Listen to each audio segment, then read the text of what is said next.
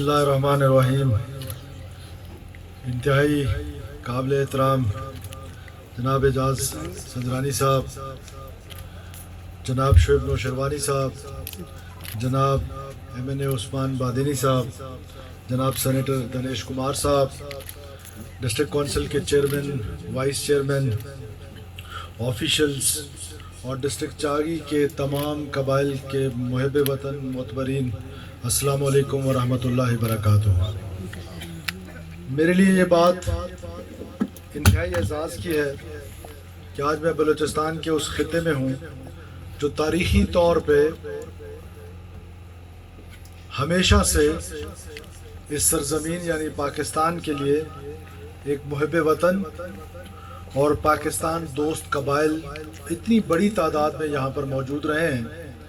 जितने मर्ज़ी बलूचिस्तान में जिस तरह के भी हालात हुए हैं, इन कबाइल ने हमेशा से न सिर्फ पाकिस्तानी रियासत का साथ दिया बल्कि पाकिस्तानी रियासत के साथ हमेशा से जुड़े रहे और उसको मजबूत करने में एक अहम किरदार अदा किया। इसके बाद मैं आपके ज़िले के तरक्याती कामों पर या ऑयल ट्रेड पर 2 मिनट बाद बात करूँगा। पहले सिर्फ बलूचिस्तान, क्योंकि आज मुझे ये मौका मिला है कि मैं एक संजीदा सरजमीन पे हूँ, मेरे बुज़ुर्ग यहाँ पे बैठे हैं, नौजवान यहाँ पे बैठे हैं। ये जो बलूचिस्तान के मौजूदा हालात हैं, मैं इन पे चंद चीज़ें गोशगुजार ज़रूर करना चाहता हूँ। मैं कुछ सवाल छोड़ रख के जाना चाहता हूँ कि ये नौजवान, ये बुज़ुर्ग, ये कबाइली अमायदीन, ये शाम को जाकर इन बातों पर गौर ज़रूर करें कि आया ये हम बलोच बहैसियत बलोच हम किस मंजिल की तरफ हमें धकेला जा रहा है। क्या ये मंजिल हासिल की जा सकती है? मेरी आवाज़ आ रही? सोचें कि जिस जंग की तरफ हमें मुसल्लत किया जा रहा है और जिस जंग की जो बुनियादी वजूहात बताई जा रही है कि ये जंग, ये वायलेंस, ये बंदूक, ये कभी मसले का हल नहीं है। बहैसियत बलोच या बहैसियत बलूचिस्तानी आज तक हमें जो हकूक़ मिले हैं या जो हम हासिल कर पाए हैं वो तारीख़ी तौर पे पार्लियामेंट से हासिल किए हैं। हमें पार्लियामेंट ने वो हकूक़ दिए हैं, चाहे वो हमारा सूबा हो, 1 यूनिट का ख़ात्मा हो, चाहे वो 18वीं तरमीम हो। तो मैं समझता हूँ कि ये जो बंदूक के ज़रिए अपना नज़रिया मुसल्लत करने की कोशिश की जा रही है और उसको कौम परस्ती का नाम दिया जा रहा है, ये इंतहाई नामुनासिब अमल है। और बंदूक ने दहशतगर्दी से हमेशा भूख और अफलाक जो है उसने मौज़े वजूद में आया है। बंदूक से कभी खुशहाली नहीं आ सकती है। और फिर एक ऐसी बंदूक, फिर एक ऐसा वायलेंस, क्या हम आपस में ये अपने गिरबान में झांक के देख लें कि क्या इस बंदूक के ज़रिए बलूचिस्तान आज़ाद हो सकता है? उसका जवाब नफ़ी में है। बंदूक के ज़रिए रियासतें जो हैं वो टूटा नहीं करती हैं और ऐसी मुनज़्ज़म रियासत टूट ही नहीं सकती है। और फिर अगर खुदा न खास्ता खाक में बंधन मेरे मुँह में खाक, मुझे ये बताएं कि अगर ऐसा होता है तो बहैसियत बलोच हमारा सर्वाइवल गवादर से लेकर तफ्तान तक, एक तरफ वो रियासत जो बड़ी पिछले 20, 25, 30, 40, 50 सालों से, 5-6 दहाइयों से अनस्टेबल है, जंग ज़दा है, क्या वहाँ उनके साथ हमारा गुजारा मुमकिन है? दूसरी तरफ जहाँ हम खड़े हैं, मुझसे बेहतर आप जानते हैं कि क्या इस रियासत में जो हमारे मज़हब को, जो हमारे मसलक को, जिसको हम प्रैक्टिस करते हैं, मेजॉरिटी हमारी प्रैक्टिस करती है, उसको एज अ मसलक मानने के लिए तैयार है? क्या हमारी ज़बान को एज अ ज़बान मानने के लिए तैयार है? क्या हमारे कल्चर को एज अ कल्चर मानने के लिए तैयार है? ये तमाम सवालात को छोड़ के जा रहे हैं। लिहाजा ये कहना कि क्योंकि हम डिप्राइव्ड हैं, क्योंकि हम अंडर डेवलप्ड हैं, हमारे पास तरक्की नहीं है, ये बात दुरुस्त है। ये बात दुरुस्त है कि बलूचिस्तान में वो तरक्की नहीं हुई है जो बलूचिस्तान डिज़र्व करता है। लेकिन ये मसला सिर्फ बलूचिस्तान का नहीं है। अगर आप गौर से देखें तो पूरे पाकिस्तान का ये मसला है। इसको मैं अंग्रेज़ी में अक्सर कहता हूँ अनपैरेलल डेवलपमेंट। اس کی اردو کیا ہوگی، لیکن یہ ایسے اس کی میں مثال ایسے دیتا ہوں کہ کراچی میں جو ڈیولپمنٹ ہے کیا وہ سکھر میں ہے، جو سکھر میں ہے کیا وہ کشمور میں ہے، جو لاہور میں ہے کیا وہ راجن پور میں ہے، جو کوئٹہ میں ہے کیا وہ چاندی میں ہے. تو یہ مسئلہ جو ہے جو ان پیرل ڈیولپمنٹ کا ہے، یہ پورے پاکستان کا مسئلہ ہے. اگر غور سے آپ دیکھیں اس مسئلے سے دنیا کے بہت سارے ممالک، ماں سوائے ان ممالک کے جنہوں نے بہت ترقی کر لی ہے، ان کے علاوہ تمام قومیں، تمام ممالک اس مشکل کا شکار ہیں کہ ان کے جو اربن سینٹرز ہیں، جو سوک سینٹرز ہیں، جو دور دراز علاقے ہیں، وہ بہت محروم ہیں. اب آپ اندازہ لگائیں کہ پورے بلوچستان کا سب سے لمبی واٹر سپلائی اسکیم نوکوڈی کی ہے جو 80 کلومیٹر ہے، بلکہ میں سمجھتا ہوں کہ شاید یہ دنیا کی لمبی ترین واٹر سپلائی اسکیم ہے. یہ موروثی حالات ہیں اور بلوچستان کے پاس جو اس وقت وسائل ہیں وہ 210 ارب روپے کے قریب ہیں، اور آپ کی حکومت پہلی دفعہ انشاءاللہ تعالیٰ، اس سے پہلے بلوچستان کی تاریخ میں نہیں ہوا کہ یہ پیسے بھی خرچ کرنے کی کیپیسٹی نہیں تھی. یہ پیسے بھی پورے خرچ نہیں کرتے تھے کہ وہ جو آخری کونے میں بیٹھا شخص ہے اس تک وہ مستفید ہو سکے. وہ بلوچستانی جو سردی میں ٹھٹھرتا ہے اور گرمی میں جھلستا ہے، یہ اس کی امانت ہے. وہ امانت بھی ہم، یعنی میری کلاس، ہم جو پولیٹیشنز ہیں یا حکمران ہیں اور ہماری بیوروکریسی جو ہمارے جنہوں نے امپلیمنٹ کرنا ہے، ہم وہ پیسے بھی خرچ نہیں کر پاتے. آج پہلی دفعہ انشاءاللہ تعالیٰ ایسا ہوگا کہ 100% نہ صحیح تو 90% کم سے کم وہ پیسے گراؤنڈ پہ خرچ ہونے چاہیے. اس کے بعد ہم نے بہت بڑا اسکالرشپ، جو شاعر نے بلوچی میں شاعری کی، شاعر ہمیشہ سوسائٹی کا درد جو ہے وہ اپنے دل میں رکھتا ہے. وہ اس کا جو غم ہوتا ہے وہ اس کے الفاظ میں آتا ہے. وہ سوسائٹی کا جو درد ہے اس نے ان شعر میں جو بیان کیے ہیں. دیکھیے، یہ نہیں ہو سکتا کہ ان وسائل میں رہتے ہوئے بلوچستان کو اس طرح کی ترقی دی جا سکے کہ جس کی بلوچستان کے لوگ ڈیزرو کریں.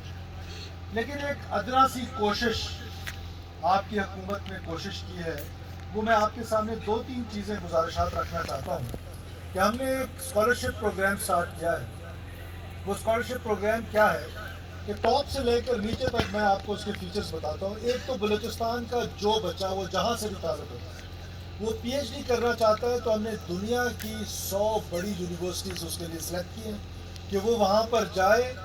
فلی فنڈڈ اسکالرشپ ہے، بورڈنگ، لاجنگ، رہائش، فیسز، ٹکٹس، سب کچھ حکومت بلوچستان برداشت کرے گی. آپ جائیں وہاں پر پی ایچ ڈی کریں اور واپس آ کر بلوچستان کے لوگوں کی خدمت کریں.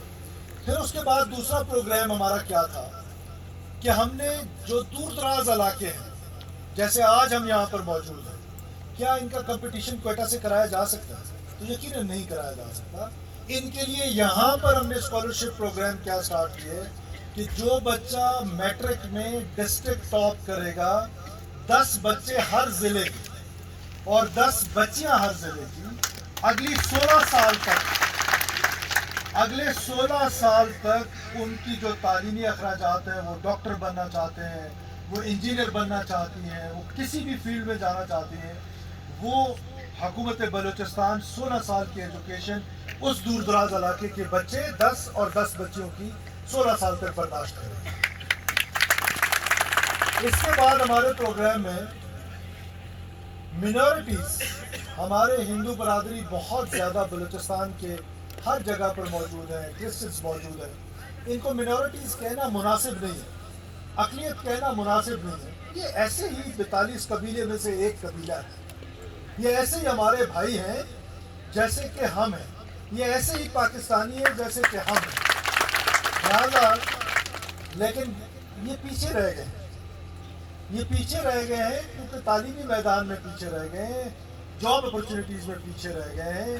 تو لہٰذا میں نے یہ فیصلہ کیا ہے کہ ہم ہر سال اقلیتی برادری کے 50 سے 100 بچے H S N college Lahore, Sadiq public school Bahawalpur اور لارنس کالج مری جیسی جگہوں پر پڑھائیں گے تاکہ وہ تعلیمی اس پہ آگے آئیں تو پھر وہ معاشرے کا اہم حصہ بنیں گے.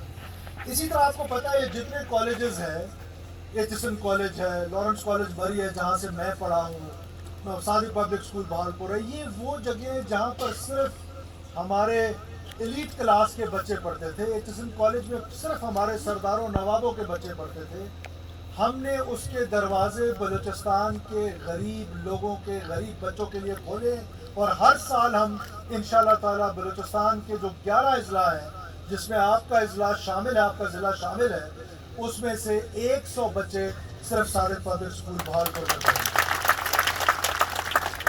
इसी तरह जो जॉब अपॉर्चुनिटीज़ हैं, आप नौजवान बेरोज़गार हैं, अब ये बेरोज़गारी का ख़ात्मा मुमकिन नहीं है कि हुकूमत सबको नौकरियाँ दे, ये मुमकिन ही नहीं है। उसके लिए अपॉर्चुनिटी पैदा करनी है। हमने स्किल डेवलपमेंट के नाम से कि आप हुनर सीखें, आप हैरान होंगे कि प्लम्बर्स की ज़रूरत है, और नर्स की जो तनख्वाह है इस वक्त यूरोप में और अमेरिका में, वो तकरीबन 20 से 22 लाख रुपए पाकिस्तानी महीने का। और किसी ने इस पर नहीं सोचा कि हम अपने बच्चियों को पढ़ाएं और उनको बाहर भेजें, एक्सपोर्ट करें। आपकी हुकूमत ने पहली बार ये फैसला किया है कि हम अगले 5 सालों में इंशाल्लाह ताला 30,000 बच्चों को पहले स्किल करेंगे, उनको पहले हुनर सिखाएंगे, उनको नर्सिंग की ट्रेनिंग देंगे, ड्राइवर की ट्रेनिंग देंगे, शेफ बनाएंगे, प्लम्बर बनाएंगे, और फिर इनको एक्सपोर्ट करेंगे। और पहला घेप इंशाअल्लाह अगले इस 1 महीने के अंदर यूरोप और गल्फ जा रहा है। और उसका मेरिट क्या रखा है हमने कि बलूचिस्तान के जितने भी अजला हैं, सब में से बराबर की बुनियाद पर तकसीम होंगे, और वो तमाम अजला के लोग बाहर जाएंगे। क्या हासिल करेंगे? एक तो वो दुनिया देखेंगे, दूसरा वो रेमिटेंसेस का बायस बनेंगे, आपके यहाँ आकर पैसे भेजेंगे, और आपकी जो लाइवलीहुड है वो इम्प्रूव होगी। इस तरह की हुकूमत बलूचिस्तान के हेल्थ में, जिस तरह मैंने कहा, एजाज अंजरानी साहब ने कहा कि आप देखें, किसी ने तो ये सोचना है 80 अरब रुपए हुकूमत बलूचिस्तान हेल्थ डिपार्टमेंट को देती है कि वो आपका इलाज करे। वो जो आखिरी कोने में, वो जो बलूचिस्तान के, जो मैं कहता हूँ सर्दी में ठिठुरता है, गर्मी में झुलसता है, मेरा इलाज तो आखान में होगा, उसके इलाज के लिए 80 अरब रुपए हर साल, और रिजल्ट आपके सामने है। जब हम उनको ठीक करने की कोशिश करते हैं तो जिंदाबाद मुर्दाबाद शुरू कर देते हैं, हड़तालें शुरू कर देते हैं। हम सिर्फ इतनी सी गुजारिश कर रहे हैं कि 80 अरब रुपए आपको दे रहे हैं कि आप बलूचिस्तान के लोगों का इलाज करें, और हेल्थ डिपार्टमेंट जो है खुद सबसे ज्यादा जो अपने मुलाजमीन उनका इलाज आगा खान कराची में कराता है, वो हमारे पास रिकॉर्ड है। तो किसी ने ठीक करना है, हम वो रिफॉर्म्स कर रहे हैं। हम ये नहीं हो सकता है कि 80 अरब रुपए भी लगाएं और यहाँ दालबदीन या चागी या नोकंडी जो है उसका अस्पताल भी वीरान पड़ा हो। आपको तनख्वाह मिलती है उस चीज़ की। अंग्रेज के ये पड़े हुए लेवीज थाने, ये रेलवे स्टेशन, कहाँ से आकर उसने अपनी ड्यूटी पूरी की, और यहाँ के लोग जो हैं वो जो ही सरकारी मुलाजमत ले ली, उसके बाद मैंने ड्यूटी नहीं करनी। अब आपने अगर सरकारी मुलाजमत करनी है तो आपने ड्यूटी करनी होगी, चाहे वो जितना मर्जी दूर दराज इलाका हो, आप जाएंगे और वहाँ पर ड्यूटी करेंगे। तो लिहाजा हम इंशाल्लाह ताला, जिस तरह आपने रिक्वेस्ट की कि इस हॉस्पिटल को हम सेमी ऑटोनमस बना रहे हैं, जिस तरह हॉस्पिटल जो रईसानी हॉस्पिटल है मस्तूम का, उसी तर्ज पे हम इंशाल्लाह ताला हॉस्पिटल को बनाएंगे। आपने मुझसे जिक्र किया कि इधर यूनियन कौंसिल है जिसमें मिडिल स्कूल ही नहीं। इंतहाई दुख की बात है। मैं ऐलान करता हूं कि जितने भी यूनियन कौंसिल है जहां पर प्राइमरी स्कूल और मिडिल स्कूल और हाई स्कूल नहीं है, हम तमाम यूनियन कौंसिल में मिडिल स्कूल और हाई स्कूल जो है न सिर्फ बनाएंगे बल्कि आपकी मदद की ज़रूरत है। आपकी मदद की ये ज़रूरत है कि आप में से लोग जो है वो भर्ती होंगे। फिर वो भर्ती होने के बाद कहेंगे कि मैंने वो दूर दराज इलाके में बॉर्डर पे ड्यूटी नहीं करनी है, दालबदीन में करनी है, मैंने नौकंडी में करनी है, मैंने अपने बच्चे क्योंकि क्वेटा में पढ़ाने हैं, मैं तो क्वेटा में बैठूंगा, सरकार के खजाने से तनख्वाह लूंगा। इसलिए मैंने ये कॉन्ट्रैक्ट पॉलिसी स्टार्ट की कि 18 महीने का कॉन्ट्रैक्ट है और फायरिंग का अख्तियार यानी निकालने का अख्तियार हेडमास्टर के पास है जो दूर दराज गाँव में बैठा हुआ है। जिस दिन वो नहीं आएगा उसी दिन उसको फारिग करेगा, उसकी जगह पर नया बच्चा ले लेगा। तो लिहाजा आपका ताउन चाहिए। मेरिट पे भर्ती पहली दफ़ा बलूचिस्तान की तारीख में हमने एजुकेशन में स्टार्ट किए। मैंने पहले दिन असेंबली में आपको कहा मैं नौकरियां बेचने नहीं दूंगा। तो नौकरियां बेचने नहीं दूंगा तो यही तरीका है ना कि नौकरियां नहीं बिकेंगी कि क्या है, मैट्रिक, इंटर और आपका बीए, इन तीनों के नंबर मिलाएं, जिसके नंबर ज़्यादा है वो मेरिट है। پڑھانا الف انار اور بے بکری ہے. پھر ٹیسٹنگ سسٹم ہے اور انٹرویوز ہیں, وہ صرف پیسے کمانے کے بہانے ہیں. ہم نے ان بہانوں کو ختم کر دیا ہے. آپ کو آپ کی دہلیز پہ یہ نوجوان پیچھے سن لیں کہ ہم آپ کی نوکریاں نہیں بیچنے دوں گا, چاہے کچھ بھی ہو جائے, آپ کے گھر پہ آپ کو نوکری دیں گے. اس کے بعد جو دانش اسکول ہے وہ فیڈرل گورنمنٹ کا ایک پروجیکٹ ہے. آلریڈی ڈی سی صاحب نے جہاں پر زمین الاٹ کی ہوئی ہے, ہم اس کو پرسو کریں گے. اور میں آپ سے وعدہ کرتا ہوں کہ اس بجٹ میں تو نہیں, اگلے بجٹ میں اگر فیڈرل گورنمنٹ کا یہ پروجیکٹ چلتا رہا, کسی اور ضلع میں ہوا, تو پہلا انشاءاللہ تعالیٰ آپ کے میڈیسن کا کوٹا 1 کروڑ ہے, آج ہی سے ہم نے اس کو 2 کروڑ روپے کر دیا ہے. 100% اس کے بعد یہ بات طے ہے کہ یہاں پر اب بہت ملٹی نیشنل کمپنیز آ رہی ہیں. یہاں پر اب آپ کو پتہ ہے کہ ریکوڈیک جو ہے وہ شروع ہو چکا ہے. اسی ریکوڈیک میں دبئی جو ہے, یونائیٹڈ عرب ایمریٹس جو ہے وہ انٹرسٹڈ ہے, وہ اب آ رہے ہیں. سعودیز آ رہے ہیں, بڑی بڑی نیشنل کمپنیز آ رہی ہیں. سیاڈک شروع ہونے والا ہے چائنیز کے ساتھ مل کے. پہلا حق جو ہے وہ اس علاقے کا ہے, ادھر کے لوگوں کا ہے. اور ہم نے یہ ثابت کیا کہ جب تفتان میں LPG پلانٹ لگا پبلک پرائیویٹ پارٹنرشپ کے تحت, ہم نے اس کے پیسے جو ہیں وہ تفتان پہ خرچ کرنے کا فیصلہ کیا. حکومت بلوچستان کہیں اور وہ پیسے نہیں لے کے جائے گی, وہ تفتان میں رہے گی. پہلا حق ڈسٹرکٹ چاگی کا ہے, پھر رکشان ڈویژن کا ہے. اس کے بعد اگر کچھ بچتا ہے تو پھر آپ باقی بلوچستان کے لیے رکھ لیں, لیکن پہلا حق جو ہے وہ آپ لوگوں کا ہے اور آپ کو وہ حق کرنا. اب آ جائیں آئل ٹریڈ پہ. اب آئل بنیادی طور پہ تو اس کو ٹریڈ کہیں, اسمگلنگ کہیں, لیکن ہے تو جو 250 تھے اس کو میں 350 کا اعلان کرتا ہوں. اور نوکنڈی ماسٹر پلان جس کی اپروول کی بات کی, اگر فیڈرل گورنمنٹ سے نہیں ہوا, میرا وعدہ ہے اول وہاں سے کرائیں گے, نہیں تو انشاءاللہ ہم پروونشل گورنمنٹ اس کو اپروو کریں گے اور نوکنڈی کو ماڈل سٹی بنائیں گے. جب میں اپنے دوست امان اللہ نوتزئی کے پاس وہاں آؤں گا, اعجاز سنجرانی صاحب اور صادق سنجرانی صاحب بھی میرے ساتھ ہیں. ان کی مخالفت اپنی جگہ, میرے دونوں دوست ہیں. ہم انشاءاللہ تعالیٰ آئیں گے, دال بدین کا دورہ کریں گے, اور دال بدین کے دورے میں جو دال بدین کے مسائل ہیں ان کو حل کرنے کی کوشش کریں گے. آپ کو پتہ ہے محدود وسائل ہیں, ہم انشاءاللہ تعالیٰ ضرور حل کریں گے. میں آخر میں ایک بار پھر اعجاز سنجرانی صاحب آپ کا اور بالخصوص اپنے بڑے بھائی کا, وہ آج موجود نہیں ہے, میر صادق سنجرانی صاحب, میں سینٹ میں ان کے ساتھ کام کرنے کا موقع ملا. چیف منسٹر صاحب ایک سوال ہے, جو انہوں نے شفقت اور محبت مجھے دی ہے, میں ذاتی طور پہ اس شفقت کا قرضدار ہوں. تو لہٰذا وہ آج ان کی صحت بھی شاید ٹھیک نہیں تھی, وہ باہر گئے ہیں, اللہ تعالیٰ ان کو صحت دے. میں ان کو مس کر رہا ہوں, لیکن ان کا چھوٹا بھائی اعجاز سنجرانی جب میرے پاس آیا, میں اللہ کو حاضر ناظر جان کے کہہ رہا ہوں کہ اس پہ چاگی کے لوگ میں تو اس کو چھیڑ بنا لیا کہ چاگی کے علاوہ بھی کوئی دنیا ہے, تو چاگی کے علاوہ بھی کوئی کچھ بات کر لیا. پہلے آ کے مجھ سے حال وال نہیں پوچھتا ہے کہ آپ خیریت سے, پہلے کہتا ہے چاگی کا یہ کام ہو. بھائی پہلے مجھ سے حال وال بلوچی پوچھ لو, میں ٹھیک ہوں خیریت سے. تو لہٰذا انشاءاللہ تعالیٰ ہم مل کے جو ہمارے محدود وسائل ہیں, آپ کے علاقے کو محدود ترقی دینے کی کوشش کریں گے, اور آپ کے جو مسائل ہیں انشاءاللہ حل کرنے کی کوشش کریں گے. آخر میں آپ سے ایک بار پھر گزارش ہے کہ یہ دیکھ لیں کہ آپ کو جھوٹے پروپیگنڈا پہ مائل نہیں ہونا ہے. ریاست بہت اہم ہے, پاکستان بہت اہم ہے, یہ رسول اللہ صلی اللہ علیہ وسلم کی ریاست ہے. تو اس ریاست کو بچانے میں ہم سب نے اپنا کردار ادا کرنا ہے. وہ لوگ جو جھوٹا پروپیگنڈا کر کے ہمارے نوجوانوں کو ورغلا کر, بہلا کر, ایک طرف آپ کا ایک بلوچ وزیر اعلیٰ آپ کے بلوچ بچیوں اور بچوں کے لیے آکسفورڈ اور ہارورڈ کے دروازے کھول رہا ہے, اور ایچسن کالج کے دروازے کھول رہا ہے, اور ایک طرف تعلیم یافتہ بچیوں کو خودکش جیکٹ پہنا رہے ہیں. تو آپ مجھے بتائیں کہ کون زیادہ بہتر کام کر رہا ہے. تو یہ آپ خود غور کریں کہ یہ کون سی جنگ میں جتنے سیکورٹی فورسز نے بلوچ نہیں مارے, اتنے تو خودکش میں مروا دیے لوگوں نے, اور لاحاصل جنگ میں مروا دیے. تو ہم نے یہ سوچنا ہوگا کب تک ہم خوف اپنے اوپر طاری رکھیں گے. ہمیں حق کی بات کرنی پڑے گی, ہمیں یہ ڈبیٹ کرنی پڑے گی کہ یہ کس طرح آپ بلوچ قوم کو لے کے جا رہے ہیں. دنیا آرٹیفیشل انٹیلیجنس پہ چلی گئی ہے, اور ہم خودکش پیدا کر کے خوش ہے کہ بلوچ خودکش پیدا. یہ کون سی ترقی ہے؟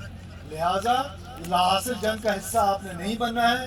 ہم نے انشاءاللہ تعالیٰ مل کر ترقی کے مناظر طے کرنے ہیں اور پاکستان کو ہی مضبوط کرنا ہے اور پاکستان ہی ہمارا فیوچر ہے اور انشاءاللہ تعالیٰ بلوچستان سے ہی پاکستان کی ترقی کا سفر وہ شروع ہونے والا ہے ریکوٹک کی صورت پہ اور 40 ضلع کی صورت میں. میں آخر میں ایک بار پھر آپ سب لوگوں کا شکریہ ادا کرتا ہوں. پاکستان ہمیشہ زندہ.